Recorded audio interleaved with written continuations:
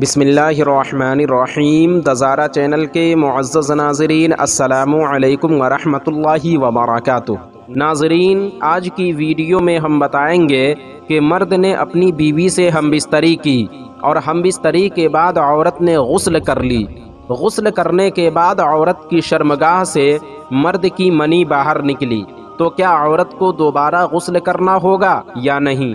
اسی طرح یہ بھی بتائیں گے کہ مرد اور عورت کی منی کی پہچان کیا ہے۔ اگر بستر پر منی کے قطرے کا نشان ہو تو کیسے پہچانیں کہ یہ مرد کی منی ہے یا عورت کی، اور وہ کون سے کام ہیں جن کے کرنے سے گھر میں رحمت کے فرشتے نہیں آتے، گھر میں نحوست اور کاروبار سے برکت دور ہو جاتی ہے، گھر میں غریبی اور تنگ دستی کیوں آتی ہے۔ انشاءاللہ آج کی ویڈیو میں ہم انہی اہم موضوعات پر تفصیل سے بات کریں گے، تو چلیے شروع کرتے ہیں۔ مرد نے عورت سے ہم بستری کی، ہم بستری کے بعد عورت نے غسل کر لی، اور غسل کرنے کے بعد عورت کی شرمگاہ سے مرد کی منی باہر نکل آئی، تو اس صورت میں عورت ناپاک نہیں ہوگی، لیکن منی باہر آنے کی وجہ سے وضو ٹوٹ جائے گا۔ مرد اور عورت ایک ہی بستر پر سوئے لیکن ہم بستری نہیں کی۔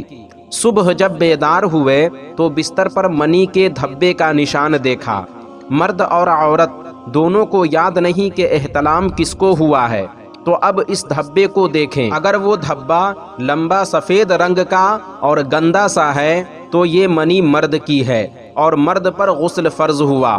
اکثر مرد اور عورتیں ہم بستری کرنے کے بعد شرم و حیا کی وجہ سے غسل نہیں کرتے اور کئی روز تک ناپاکی کی حالت میں گزار دیتے ہیں۔ یہ بہت بڑی نحوست اور جاہلانہ طریقہ ہے۔ حدیث شریف میں آیا ہے کہ جس گھر میں ناپاک مرد یا عورت ہو اس گھر میں رحمت کے فرشتے نہیں آتے، اس گھر میں نحوست و بے برکتی آ جاتی ہے، رزق اور کاروبار سے برکت دور ہو جاتی ہے، اس گھر میں تنگ دستی، مفلسی اور غربت کا بسیرا ہو جاتا ہے۔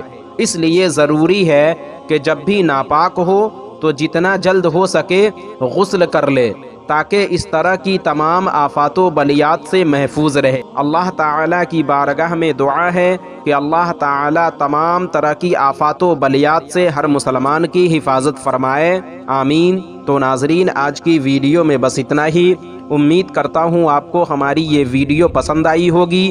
ویڈیو پسند آنے کی صورت میں ویڈیو کو لائک اور شیئر کریں، اور اگر چینل کو سبسکرائب نہیں کیا تو ضرور کریں۔ پھر انشاءاللہ کسی دوسری ویڈیو میں ہماری ملاقات ہوگی، جب تک کے لیے اللہ حافظ۔